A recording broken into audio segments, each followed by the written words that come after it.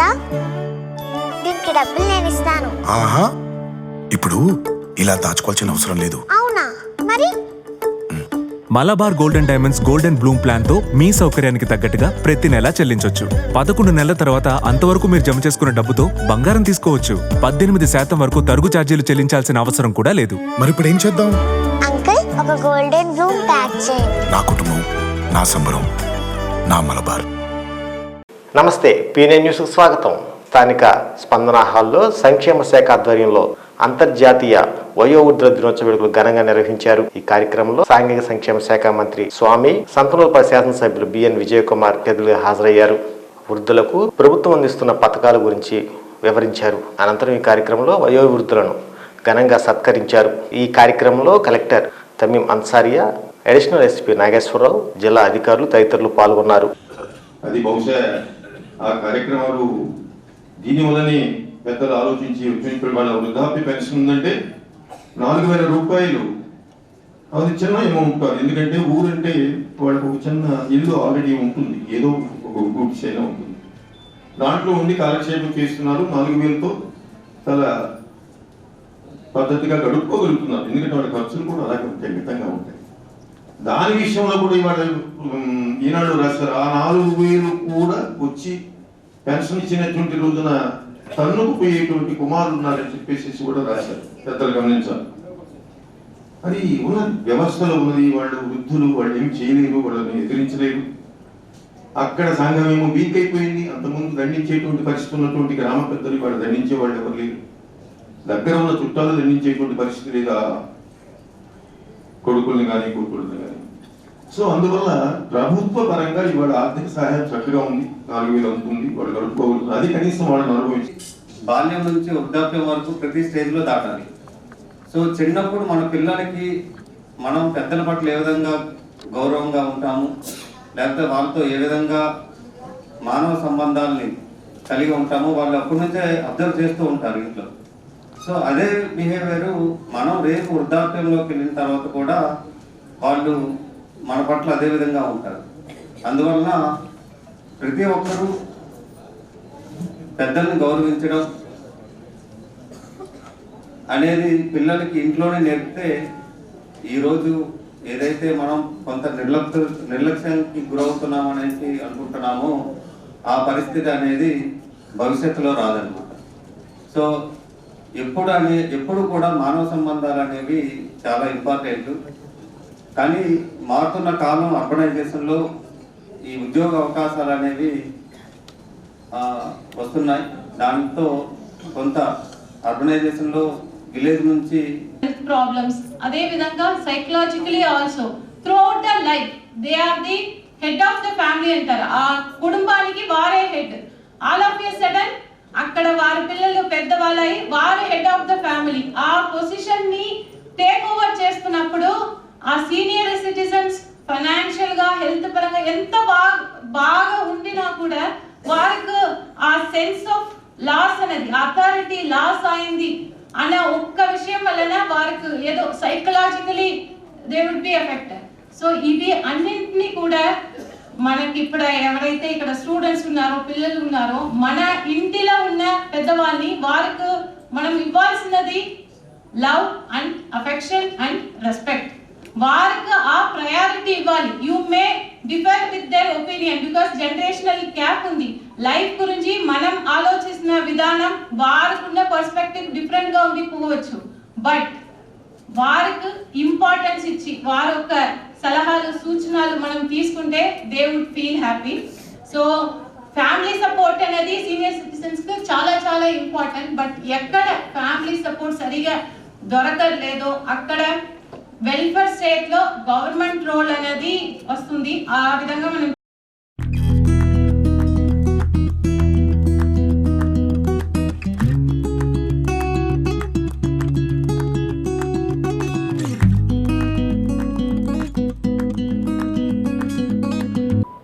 ప్రత్యేకమైనటువంటి శ్రద్ధ, దృష్టి అర్థమవుతూ ఉంది.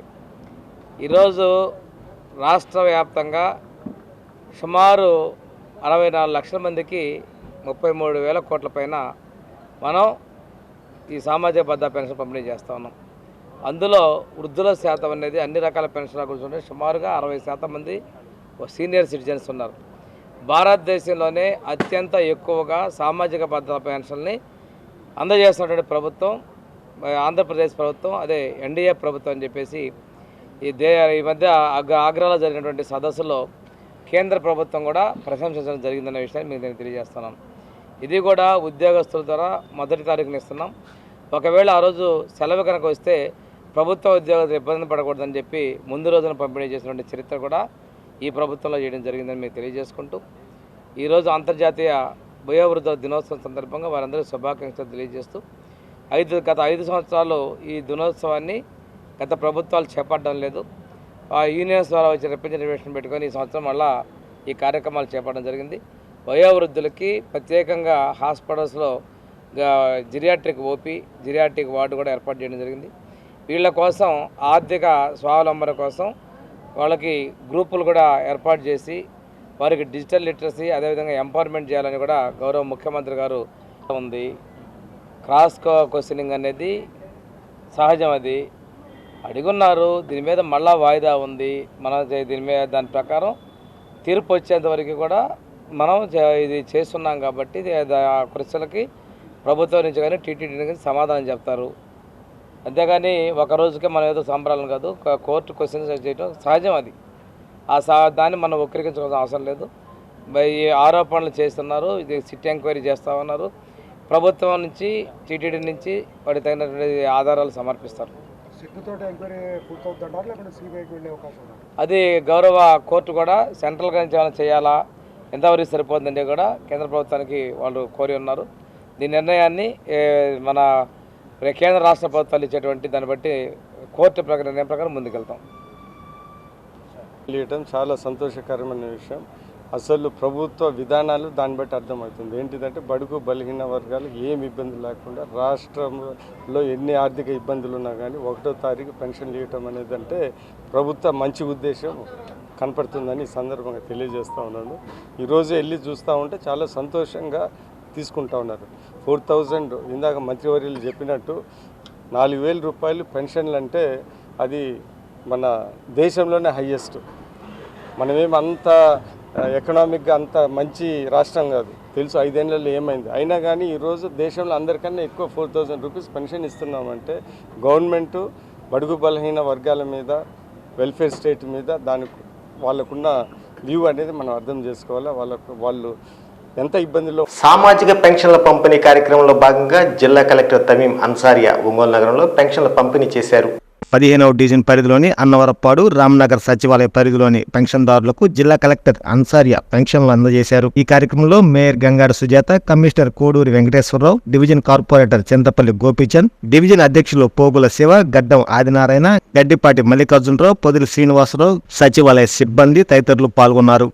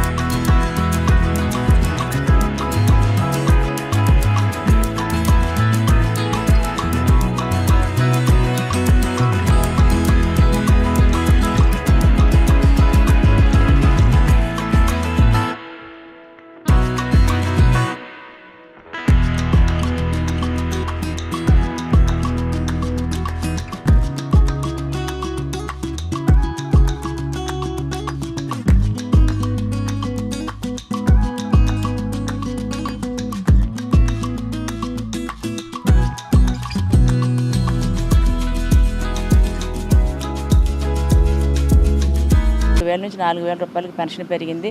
అలాగే మరి దివ్యాంగులకైతే మరి 10,000 రూపాయలు పెన్షన్ ఇవ్వడం జరుగుతుంది. కాబట్టి వాళ్ళ యొక్క మెడికల్గా ఉపయోగించుకోవడానికి కానివ్వండి, అలాగే ఇంట్లో మరి వృద్ధులైతే చాలామంది మరి పిల్లల మీద కూడా ఆధారపడకుండా గవర్నమెంట్ మీద ఆధారపడుతూ ఆ పెన్షన్తో వాళ్ళ జీవనాధారాన్ని కూడా ఉపయోగపడే విధంగా మరి ప్రభుత్వం వారు తీసుకున్న ఈ చర్యలకి కూడా మరి ప్రజలందరూ కూడా ఎంతగానో అభినందిస్తున్నారని చెప్పి తెలియజేస్తూ, మాకు సంతోషం ఏంటంటే మా కలెక్టర్ గారు కూడా మరి మాకు ఎప్పుడు కూడా మాకు అందుబాటులో ఉంటూ మాకు సహాయ సహకారాలు అందించినందుకు వారికి కూడా ధన్యవాదాలు తెలియజేస్తూ సెలవు తీసుకుంటున్నాను. ఎప్పుడు కూడా మా యొక్క గౌరవ ఎమ్మెల్యే గారైనటువంటి దామచర్ల జనార్దన్ రావు గారు కూడా మరి లాస్ట్ టైమే మంత్ ఎండింగ్లోనే మరి పెన్షన్ కార్యక్రమాన్ని కూడా పూర్తి చేయడం జరిగింది. వారు మరి అందుబాటులో లేని కారణంగా మరి ఈరోజు మేము కలెక్టర్ గారితో కలిపి ఈ యొక్క కార్యక్రమాన్ని పాల్గొన్నందుకు కూడా మాకు చాలా సంతోషంగా ఉంది. ఈ డివిజన్ కార్పొరేటర్ గారు ఎప్పుడు కూడా ప్రజలకు అందుబాటులో ఉంటే ఇప్పుడే చిన్న చిన్న సమస్యలు చెప్పడం జరిగిందండి. వాటర్ ప్రాబ్లం కానివ్వండి, అదే డ్రైనేజ్ ప్రాబ్లం కానివ్వండి, దాన్ని కూడా మరి కలెక్టర్ గారికి నివేదించడం జరిగింది. అంతేకాకుండా మరి కమిషనర్ గారి యొక్క సమక్షంలో మేమందరం కూడా నగరంలో ఏ సమస్య వచ్చినా కూడా మేము ఎప్పుడు కూడా కార్పొరేట్లో ముందంజలో ఉంటామని చెప్పి తెలియజేస్తూ ఈ డివిజన్ కార్పొరేటర్ అందరికీ నమస్కారం. మన ప్రకాశం డిస్ట్రిక్ట్లో 2,88,144 పెన్షనర్స్కు ఈరోజు దాదాపు 122 crores పెన్షన్ డిస్ట్రిబ్యూషన్స్ జరుగుతున్నది. మార్నింగ్ 5 o'clock నుంచే అందరు officers, district level officers, mandal level special officers, village level officers, సచివాలయం సిబ్బంది అందరూ కూడా ఫీల్డ్లో ఉన్నారు. అందరూ కూడా ఇంటింటికి వెళ్ళి పెన్షన్ డిస్ట్రిబ్యూషన్ అనేది చేయడం జరుగుతున్నది. ఈరోజే 99% పెన్షన్ డిస్ట్రిబ్యూట్ చేయడానికి ప్లాన్ చేసుకుని చేస్తున్నాము. ఇప్పటిదాకా అరౌండ్ 50% అయితే డిస్ట్రిబ్యూషన్స్ ఆల్రెడీ కంప్లీట్ అయింది. సో అందరికీ కూడా పెన్షనర్స్ వారి ఇంటిలో ఉంది ఈరోజే తీసుకోమని ఈ సందర్భంగా అందరికీ కూడా కోరుతున్నాను. ధన్యవాదాలు. డివిజన్లో గౌరవ కార్పొరేటర్లు కూడా ఈ కార్యక్రమంలో పాల్గొన్నారు. మరి స్వచ్ఛతా సేవా కార్యక్రమంలో భాగంగా జలాభిషేకం అనేటువంటి కార్యక్రమంలో మన నగరంలో ఉన్న 110 విగ్రహాలు, మహనీయుల విగ్రహాలను ప్రతి నెల 1వ తారీఖున నీటితో శుభ్రం చేసి మరి మహనీయులను గౌరవించటం, మరి ఎప్పుడో వర్ధంతులకు జయంతులకు మాత్రమే పూలమాలలు వేసి వాటిని అలాగే వదిలేయడము, దానివల్ల దుమ్ము ధూళితో మరి ఆ విగ్రహాలు అశుభ్రంగా ఉండటము. సో దీంతో ఈ జలాభిషేకం కార్యక్రమం ద్వారా ప్రతి నెల 1వ తారీఖున మహనీయులను స్మరించుకుంటూ వారిని గౌరవించుకుంటూ ఆ విగ్రహాలను శుభ్రం చేయడం వల్ల నగరం అంతా ఎంతో పరిశుభ్రంగా ఉంటుంది. గౌరవ శాసనసభ్యులు శ్రీ దామచర్ల జనార్దన్ గారి యొక్క సూచనతో మరి ఈ కార్యక్రమాన్ని మేము చేపట్టడం జరిగింది. ఈరోజు మరి ఇక్కడ ఈ కార్యక్రమంలో దాదాపు మా సచివాలయ సిబ్బంది 465 మంది మరి ఈ సచివాలయ సిబ్బంది పెన్షన్ డిస్ట్రిబ్యూషన్లో 5 గంటలకే వాళ్ళు ప్రారంభించడం జరిగింది. ఈరోజు సాయంకాలానికంతా 99% ఈ పెన్షన్ డిస్ట్రిబ్యూషన్ కార్యక్రమం కూడా పూర్తవుతుంది. గౌరవ కార్పొరేటర్ ఈరోజు మా గోపి గారి ఆధ్వర్యంలో ఈ 15వ డివిజన్లో జిల్లా కలెక్టర్ గారు, మేయర్ గారు మేమంతా కూడా పాల్గొనడం జరిగింది. అందువల్ల ఇక్కడ కూడా కొన్ని సమస్యలు తీసుకురావడం జరిగింది. ఇక్కడున్న గోపి గారు కూడా మరి వీటికి సంబంధించిన డ్రైనేజ్ కావచ్చు, ఇతర అంశాలు కూడా మా దృష్టికి తీసుకురావడం జరిగింది. కొన్ని టెండర్ అయి ఉన్నాయి. త్వరలో కూడా ఇక్కడ ఉన్నటువంటి స్థానిక సమస్యలను కూడా పరిష్కరిస్తామని మీడియా ద్వారా తెలియజేస్తున్నాం. ఈరోజు మన డివిజన్లో దాదాపు అనవరపాడు 3 మరియు 4వ లైన్లో, అదేవిధంగా రామ్నగర్ 3వ లైన్లో కూడా పెన్షన్లు పంపిణీ చేయడం జరిగింది. ఇప్పుడే కమిషనర్ గారికి వారి దృష్టికి కొన్ని సమస్యలు తీసుకొచ్చారు. రామ్నగర్ 3వ లైన్లో వాళ్ళు మంచినీరు రావట్లేదని ఆయన వెంటనే స్పందించారు. అది ఆల్రెడీ లాస్ట్ టైంలో టెండర్ పిలిచారు. ఆయన వెంటనే ఆ కాంట్రాక్టర్ని పిలిపించి వర్క్ చేయించడానికి నేను చర్యలు తీసుకుంటామని వాళ్ళకి సెలవిచ్చారు. అదేవిధంగా డ్రైనేజ్ సమస్యలు కూడా ఉన్నాయి. మెయిన్ డ్రైనేజ్ సమస్యని 15th ఫైనాన్స్లో పెట్టి వెంటనే డివిజన్లో ఉన్న మెయిన్ డ్రైనేజ్ సమస్యలన్నీ పరిష్కరిస్తానని కమిషనర్ గారు చెప్తున్నారు. కావున ప్రజలందరూ కూడా ఏ సమస్య వచ్చినా మన సచివాలయ స్వచ్ఛతా హీ సేవా కార్యక్రమంలో భాగంగా నగరం నందు జలాభిషేక కార్యక్రమాన్ని నిర్వహించారు. బాపూజీ మార్కెట్ కాంప్లెక్స్ వద్ద గల మహాత్మా గాంధీ విగ్రహం, HCM కళాశాల వద్ద గల అంబేద్కర్ విగ్రహాలకు నగరపాలక సంస్థ మేయర్ గంగారు సుజాత, కమిషనర్ వెంకటేశ్వరరావు జలాభిషేకం నిర్వహించారు. ఈ సందర్భంగా మేయర్ మాట్లాడుతూ స్వచ్ఛతా హీ సేవా కార్యక్రమంలో భాగంగా నగరంలోని విగ్రహాలను జలాభిషేకం పేరుతో శుద్ధి చేయడం జరుగుతుందని తెలిపారు. ప్రతి నెల 1వ తేదీన ఈ కార్యక్రమం నిర్వహించడం జరుగుతుందని తెలిపారు. ఈ కార్యక్రమంలో మున్సిపల్ సిబ్బంది తదితరులు పాల్గొన్నారు.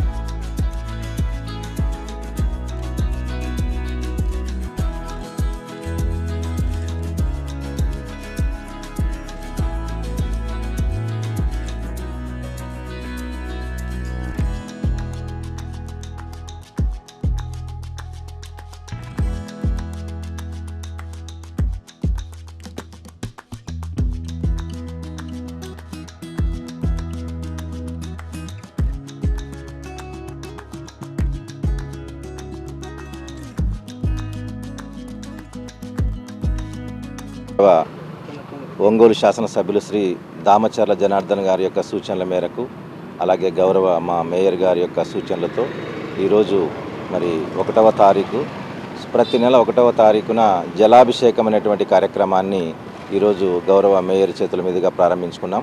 ఈ కార్యక్రమం యొక్క ముఖ్య ఉద్దేశం ఏమిటంటే, మన ఎవరైతే మహనీయుల యొక్క విగ్రహాలు ఉన్నాయో వర్ధంతులకు జయంతులకు తప్ప వేసిన దండలు తీయకపోవడము, పక్షులు వాటిపైన రెట్టవేయడము, దుమ్ము ధూళితో ఇవన్నీ కూడా అశుభ్రంగా ఉండే పరిస్థితి ఉండేది. దీన్ని తొలగిస్తూ మహనీయులను స్మరించుకుంటూ వారిని గౌరవించే విధంగా ఈ కార్యక్రమాన్ని ప్రతి నెల 1వ తారీఖున మన నగరంలో దాదాపు 110 విగ్రహాలు ఉన్నాయి. వాటిని అంతా కూడా ఐడెంటిఫై చేశాము. ఎక్కడికక్కడ అక్కడున్న శానిటరీ ఇన్స్పెక్టర్లు కానీ, శానిటరీ సెక్రటరీలు, గౌరవ కార్పొరేటర్ల చేతుల మీదుగా స్వచ్ఛంద సంస్థల వారు అలాగే అందరూ కూడా పాల్గొని ఈ కార్యక్రమాన్ని విజయవంతం చేయాల్సిందిగా రిక్వెస్ట్ చేస్తున్నాము. ఇందులో భాగంగానే ప్రతి నెల 1వ తారీఖున మున్సిపల్ వాహనాలను శుభ్రం చేస్తాము. అట్లాగే పుష్ కార్డ్స్, తర్వాత బిన్స్ కూడా ఈ కార్యక్రమంలో భాగంగా త్వరలో అది కూడా చేపట్టబోతున్నామని తెలియజేస్తున్నాం. Thank you. సరిగా మరి దాదాపుగా 10 రోజుల నుంచి సెంట్రల్ గవర్నమెంట్ యొక్క ఆదేశాల మేరకు మనం ఈ చాలా కార్యక్రమాలు చేయడం జరుగుతుంది. అందులో ముఖ్యమైనది మా మున్సిపాలిటీకి సంబంధించినవి ఏంటంటే గ్రీనరీ డెవలప్మెంట్ కోసము, మరి పార్కుల్ని గ్రీనరీగా తయారు చేయడం కోసము. అలాగనే ఈ రోజున మరి మొన్న 2 రోజుల క్రితం అయితే మన మున్సిపల్ వర్కర్స్ అందరికీ కూడా వాళ్ళ ఆరోగ్య సంబంధించిన విషయాల్లో మరి హెల్త్ సెంటర్స్ ఓపెన్ చేయడము. అలాగే అందులో భాగంగా మరి మొన్న శనివారం అయితే మనం సాయంత్రం ఫుడ్ స్ట్రీట్ని కూడా ఏర్పాటు చేయడం జరిగింది. ఇవన్నీ కూడా స్వచ్ఛాహి సేవా కార్యక్రమంలో భాగాలు. ఈ రోజున అందులో భాగంగా మరి రేపు గాంధీ గారి జయంతి సందర్భంగా మరి అన్ని యొక్క విగ్రహాలని కూడా మరి శుభ్రం చేయాలని జలాభిషేకం అనే కార్యక్రమాన్ని మా యొక్క కమిషనర్ గారు ఈరోజు ఏర్పాటు చేయడం జరిగింది. అయితే ముఖ్యంగా ఏంటంటే కమిషనర్ గారు చెప్పినట్లుగా మన నగరంలో మనము మహనీయుల యొక్క వర్ధంతులకి జయంతులు ఆ రోజు మాత్రమే మరి పూలదండలు వేస్తాము, నివాళులు అర్పిస్తాము. కానీ మిగతా రోజుల్లో మరి దాన్ని పట్టించుకోవడం లేదు.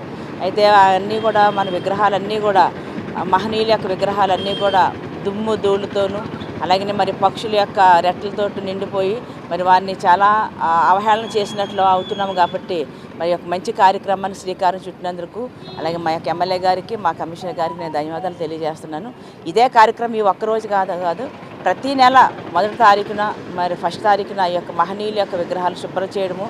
అలాగే నగరంలో ఉండే మనకి దాదాపుగా నగరాన్ని శుభ్రం చేసే బాధ్యత మరి మా యొక్క శానిటేషన్ వర్కర్లు అయితే వాళ్ళు వాడినటువంటి ప్రాపర్టీస్ని కూడా మరి శుభ్రం చేయాల్సిన బాధ్యత మనకు ఉంది. కాబట్టి అలాగే వారి ఆరోగ్యంతో పాటు నగర ఆరోగ్యంతో పాటు ఇవన్నీ కూడా మనం చేసినట్లయితే మరి నగరంలో పరిసరాల పరిశుభ్రత కోసం ఎంతగానో తోడ్పడుతుంది. కాబట్టి ఇవన్నీ కార్యక్రమాలకి ముఖ్యంగా అంటే ఈరోజు ఫస్ట్ మరి నిన్ననే మనం అనుకున్నాం కాబట్టి ప్రతి నెల గౌరవ కార్పొరేటర్లు కూడా ఇందులో భారీ ఎత్తున పాల్గొని అలాగే మరి విశాఖ ఉక్కును కాపాడాలని కోరుతూ విద్యార్థి యువజన ప్రజా సంఘాల ఆధ్వర్యంలో నగరం నందు నిరసన దీక్షను చేపట్టారు. పీడీఎస్యూ, ఎస్ఎఫ్ఐ, ఏఐఎస్ఎఫ్ ఆధ్వర్యంలో కలెక్టర్ కార్యాలయం వద్ద జరిగిన నిరసన దీక్షలో విద్యార్థి సంఘాల నాయకులు పాల్గొని తమ నిరసన వ్యక్తం చేశారు. ఈ సందర్భంగా పలు విద్యార్థి సంఘ నాయకులు మాట్లాడుతూ కేంద్ర ప్రభుత్వం విశాఖ ఉక్కును ప్రైవేటీకరణ చేసే దిశగా ముందుకు వెళ్తుందని మండిపడ్డారు. ఆంధ్రులు హక్కుగా భావించే విశాఖ ఉక్కును ప్రైవేటీకరణ చేయడాన్ని కేంద్ర రాష్ట్ర ప్రభుత్వాలు ఉపసంహరించుకోవాలని డిమాండ్ చేశారు. విశాఖ ఉక్కును సెయిల్లో కలపాలని కోరారు. ఈ నిరసన దీక్ష కార్యక్రమంలో ఎస్ఎఫ్ఐ జిల్లా కార్యదర్శి వినోద్, పీడీఎస్యూ రాష్ట్ర అధ్యక్షులు రాజశేఖర్, డైఫీ రాష్ట్ర అధ్యక్షులు మహంకాళి సుబ్బారావు, పీడీఎస్యూ జిల్లా అధ్యక్షులు శ్యామ్, విద్యార్థి సంఘ నాయకులు, విద్యార్థులు పాల్గొన్నారు.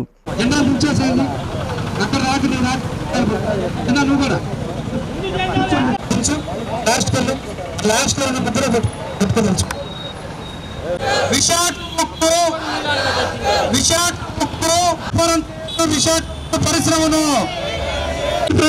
ప్రయత్నాలు ఆపాలి. విశాఖ ఉక్కు, విశాఖ ఉక్కు, విశాఖ ఉక్కు కేంద్ర ప్రభుత్వం ప్రైవేట్ ప్రయత్నాలు ఆపాలి. విశాఖ ఉక్కు అందులో భాగంగా ఇవాళ మన ఒంగోలు నగరంలోని కార్యాలయం ముందు ధర్నాకు మనం వాళ్ళకి పిలుస్తున్నాం జరిగింది.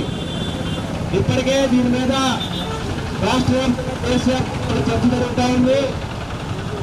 గతంలో ఉన్న కూడా వివిధ రూపాల ఆందోళన చేసినప్పుడు కూడా కేంద్రంలోని నరేంద్ర మోడీ ప్రభుత్వం విశాఖ స్టీల్ ప్లాంట్ని ప్రైవేటీకరణ చెప్పి ఆ వైపున ప్రయాణం చేస్తున్న దాన్ని మేము విద్యార్థి యువ సంఘాలుగా ఖండిస్తూ ఉన్నాం. ఈరోజు రాష్ట్ర వ్యాప్తంగా అన్ని విద్యార్థి యువ సంఘాల ఆధ్వర్యంలో మరి అన్ని జిల్లా కలెక్టర్ గారి వద్ద నిరసన కార్యక్రమం నిర్వహించబోతా ఉన్నాం. ప్రధానమైన మేము చెప్తున్నాం, ఆంధ్రప్రదేశ్ తలమానికమైనటువంటి విశాఖ స్టీల్ ప్లాంటు, తెలుగు జాతి గౌరవంగా చెప్పుకున్నటువంటి విశాఖ స్టీల్ ప్లాంట్ని ఇవాళ మోడీ ప్రభుత్వం దానికి మద్దతు ఇస్తున్నటువంటి తెలుగుదేశం పార్టీ, జనసేన, వైకాపా పార్టీలు అందరూ కలిసి ఈ విశాఖ స్టీల్ ప్లాంట్ని అమ్మడంలో ప్రధాన భాగస్వామి ఉన్నారు. మేము దీన్ని తీవ్రంగా వ్యతిరేకిస్తూ ఉన్నాం. కాబట్టి ఇప్పటికైనా సరే ఈ ఎన్డీఏ ప్రభుత్వం రాష్ట్ర అసెంబ్లీ యుద్ధ ప్రాతిపదికన ఏర్పాటు చేసి విశాఖ స్టీల్ ప్లాంట్ని ప్రైవేట్గా మేము ఆపివేస్తున్నాం, ప్రభుత్వంలోనే కొనసాగిస్తున్న విధంగా తీర్మానం చేసి మోడీ ప్రభుత్వం పంపించని చెప్పి మేము డిమాండ్ చేస్తా ఉన్నాం. అలా లేకపోతే మాత్రం రాష్ట్ర వ్యాప్తంగా వివిధ రూపాల్లో ఆందోళన చేస్తాం, బంధువులు నిర్వహిస్తాం. అవసరమైతే ఢిల్లీ చేసేటువంటి ప్రయత్నాలు ఆపుకోవాలని చెప్పి, అట్లానే ప్రభుత్వ ఆధీనంలోనే దీన్ని నడపాలని చెప్పి కోరుతూ ఈ యొక్క కార్యక్రమం నిర్వహిస్తూ ఉన్నాం. గత కొన్నేళ్లుగా విశాఖ స్టీల్ ప్లాంట్ని ప్రైవేటీకరణని ఆపాలని చెప్పి పెద్ద ఎత్తున విద్యార్థి, యువజన సంఘాలు, అనేక రాజకీయ పార్టీలు, ప్రజా సంఘాలు కోరుతా ఉన్నా ప్రభుత్వం దాన్ని పెడచెవిన పెడతా ఉంది. ప్రజల్లో నుంచి ఎంత ఎత్తున ఉద్యమం ముందుకు వస్తూ ఉందో కానీ దాన్ని పక్కన పెట్టేసి కేంద్ర ప్రభుత్వం ఏది ఏమైనా మేము ప్రైవేటీకరణ చేస్తామని చెప్పి ప్రయత్నాలు చేస్తూ ఉంది. దీన్ని మేము తీవ్రంగా ఖండిస్తూ ఉన్నాం. ఈ యొక్క విశాఖ స్టీల్ ప్లాంట్ మీద పెద్ద ఎత్తున రాష్ట్ర వ్యాప్తంగా విద్యార్థి సంఘాలు, యువజన సంఘాలు, అట్లానే రేపు కార్మిక సంఘాలు, ఆ తర్వాత రోజు రైతు వ్యవసాయ కార్మిక సంఘాలు ఒకవైపు నిరసన కార్యక్రమాలు, ఆందోళన కార్యక్రమాలు నిర్వహిస్తూ ఉంటే ఈ రాష్ట్రంలో ఉన్నటువంటి ప్రధానమైనటువంటి అధికార పార్టీలు, ప్రతిపక్ష పార్టీలు, కూటమి ప్రభుత్వం కేవలం ఈరోజు తిరుపతిలో ఉన్నటువంటి లడ్డు చుట్టూ తిరుగుతూ ఉంది. ప్రజా సమస్యలు గాలి కొదిలేసింది. విశాఖ స్టీల్ ప్లాంట్ విషయాన్ని మరుగున పడేస్తూ ఉంది. కాబట్టి ప్రభుత్వాలు ఆలోచించాలి, అన్ని రాజకీయ పార్టీలు ఆలోచించాలి. ఈ రాష్ట్రానికి ముఖ్యమైనటువంటి గుండెకాయగా ఉన్నటువంటి ఈ యొక్క విశాఖ స్టీల్ ఆంధ్రుల హక్కు నినాదంతో ఏర్పడిన విశాఖ ఉక్కు ఫ్యాక్టరీని గత 1400 రోజుల నుంచి కాపాడుకోవాలని చెప్పేసి అక్కడ ఉన్న ఎంప్లాయీస్తో పాటుగా రాష్ట్ర వ్యాప్తంగా ఉన్నటువంటి విద్యార్థి సంఘాల నేతలు ఆందోళన చేస్తూ ఉన్నారు. అయినా కానీ కేంద్ర ప్రభుత్వం మొండిగా దీన్ని ప్రైవేటీకరించాలని చెప్పేసి భావిస్తూ ఉంది. గతంలో వైఎస్ఆర్సీపీ ప్రభుత్వం కూడా దీన్ని వ్యతిరేకిస్తా అని చెప్పిన మాట తప్పి వాళ్ళకు అనుకూలంగా ఉన్న పరిస్థితి. అట్లనే వాళ్ళ రాష్ట్రంలో ఉన్న కూటమి ప్రభుత్వం కూడా మేము వ్యతిరేకిస్తాం, ప్రైవేటీకరణ చేయమని చెప్పిన మాటలు ఇవాళ తప్పుతూ ఇవాళ కేంద్ర ప్రభుత్వానికి సపోర్ట్ చేస్తున్న పరిస్థితి. దీన్ని మేము పూర్తిగా వ్యతిరేకిస్తున్నాం. ఇవాళ రాష్ట్ర వ్యాప్తంగా ఉన్న అత్యంత ప్రాధాన్యత ప్రాజెక్టులో ప్రధాన విశాఖ ఉక్కు ఫ్యాక్టరీ కనుక దీన్ని ప్రైవేటీకరిస్తే మేము రాష్ట్ర స్థాయిలో ఉద్యమిస్తామని తెలియజేస్తున్నాం. అట్లనే దాదాపు 33 మంది ఆత్మ బలిదానాలతో ఏర్పడిన విశాఖ ఉక్కు ఫ్యాక్టరీని మీరు ప్రైవేటీకరిస్తామంటే ఊరుకునే ప్రసక్తి లేదు. కాబట్టి రాష్ట్ర ప్రభుత్వం, రాష్ట్ర ముఖ్యమంత్రి ప్రత్యేకంగా చొరవ తీసుకొని రాష్ట్ర అసెంబ్లీలో దీన్ని ప్రవేశపెట్టి దీన్ని వ్యతిరేకిస్తూ తీర్మానం చేసి కేంద్ర ప్రభుత్వం పంపించాలని, లేదంటే రాబోయే రోజుల్లో స్థానిక సివిఎన్ రీడింగ్ రూమ్ నందు ప్రజాపిత బ్రహ్మకుమారి ఈశ్వరీయ విశ్వవిద్యాలయం వారిచే ఆత్మజాగృతి ద్వారా మనందరిలో నిక్షిప్తమైన సకారాత్మక శక్తులను మేలుకొల్పే ఆధ్యాత్మిక ప్రసంగం, భక్తి గీతాలాపన వైభవంగా నిర్వహించారు. ఈ సందర్భంగా రాజయోగిని బీకే రేవతి మాట్లాడుతూ రాజయోగం ద్వారా మనలోని దుర్గుణాలను సంహరించి నిజమైన దుర్గాష్టమి జరుపుకోవాలని వివరించారు. రాజయోగిని బీకే మాధవి మాట్లాడుతూ రాజయోగం ద్వారా ఈ శరీరానికి అతీతమైన ఆత్మలుగా భావిస్తూ పరమాత్మ నుంచి శక్తిని గ్రహించి మన భౌతిక విషయాల వికారాలపై ఆధ్యాత్మిక విద్య, వ్యాపారాలలో విజయాన్ని సాధించి నిజమైన విజయదశమిని జరుపుకోవాలని అందరికీ ముందస్తు విజయదశమి శుభాకాంక్షలు తెలిపారు. ఈ కార్యక్రమంలో B Keshava, B Koteswararao, P Venkateswararao తదితరులు పాల్గొన్నారు. మించి ఒకటి సొల్యూషన్ వచ్చిందనగానే ఆనందం, దుఃఖం, అశాంతి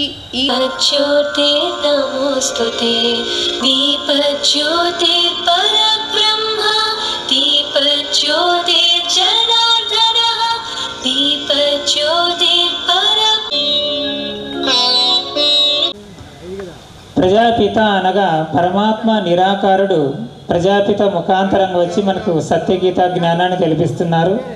ఈ సంస్థ 1936లో స్థాపన అయింది. భగవద్గీతలో చెప్పారు, యదా యదాహి ధర్మస్య గ్లానిర్భవతి భారత అని. అంటే ఎప్పుడెప్పుడు ధర్మానికి హాని జరుగుతుందో నేను భారతావనిలో వస్తానన్నారు. ఇక్కడ నిరాకారుడైన జ్యోతి స్వరూపుడు ప్రజాపిత బ్రహ్మ ముఖాంతరంగా వచ్చి మనకు గీతా జ్ఞానాన్ని తెలిపిస్తున్నారు. కానీ పరమాత్మ నారీల ద్వారా సృష్టిస్తున్న మనము సెకండ్లో తెలుసుకుంటున్నాం, లైవ్లో చూస్తున్నాం. మనం ఇంత సైన్స్ అభివృద్ధి అయిపోయింది అనమాట. ఇక్కడే ఉండి అమెరికాలో ఉన్నటువంటి మన ఇల్లు, మన పిల్లల ఇల్లు, మన అమ్మ నాన్నగారి ఇల్లు, ఎవరి ఇల్లైనా మనం చిన్న సెల్ ఫోన్లో అమెరికాలో ఉన్నటువంటి ఇంటిని కూడా మనం చూడగలుగుతున్నాం. వాళ్ళతో కూడా మాట్లాడగలుగుతున్నాం. ఎంత సైన్స్ అంటే మనం అంతగా అభివృద్ధి అయిపోయింది. ఆకాశంలో వాళ్ళు వెళ్ళే వాళ్ళని కూడా మనం ఇక్కడ ఉండి ఆకాశంలో ఉన్న వాళ్ళు ఏం చేస్తున్నారు అనేది కూడా మనం తెలిసేసుకుంటున్నాం. ఇంత సైన్స్ అభివృద్ధి జరిగిన మనిషి జీవితంలో సుఖము, శాంతి, ఆనందము, ప్రేమ, పవిత్రత ఇవన్నీ లోపిస్తూ ఉన్నాయి. 100 అంతస్తులు మీరు బిల్డింగ్ కట్టాలనుకోండి, లోతు ఎంత కట్టాలి? 5 అడుగుల లోతుతో 100 అంతస్తుల బిల్డింగ్ మీరు కట్టారనుకోండి, అది పరమేశ్వరుణ్ణి ఉంచుకున్నాను, నేను ఆత్మ, 2 కనుబొమ్మల మధ్య స్థానంలో జ్యోతి స్వరూపాన్ని, నేను ఆత్మను. ఈ కంటికి కనిపించే ఈ దేహం నేను కాదు, నేను ఆత్మ, ఈశ్వరుని బిడ్డను, నేను ఆత్మ. ఈ వార్తలతో సమాప్తం. నమస్కారం. గుండె సంరక్షణ కోసం మరింత జాగ్రత్త తీసుకోవడం అవసరం. ప్రకాశం, నెల్లూరు, కర్నూలు జిల్లాల్లో తొలిసారిగా ఆస్టర్ రమేష్ హాస్పిటల్స్ ఒంగోలులో అత్యాధునిక 160 స్లైడ్స్ UCT 780 స్కానర్ అందుబాటులోకి తెచ్చాయి. Computerised tomography, coronary angiography, CTCA దీనివల్ల సాధ్యమవుతుంది. CTCA పరీక్ష వల్ల గుండెకు రక్త సరఫరా చేసే కరోనరీ ఆర్టరీస్ కి జబ్బు చేసిందేమో తెలుసుకోవచ్చు. గుండెపోటు వస్తుందన్న దానికి అదే తొలి హెచ్చరిక. ఇతర పరీక్షలతో పోలిస్తే ఈ ఆధునిక పరీక్ష వల్ల ఎన్నో ఉపయోగాలున్నాయి. అసలు సమస్యని కరెక్ట్గా తెలుసుకుని తగిన వైద్యం చేసే వీలుంటుంది. గుండెకు సంబంధించిన ఏ సమస్య ఉన్నా ఆస్టర్ రమేష్ హాస్పిటల్స్ మీకు కొండంత అండ. మీరు పూర్తిగా విశ్వసించదగ్గ అత్యాధునిక ఆసుపత్రి ఇది.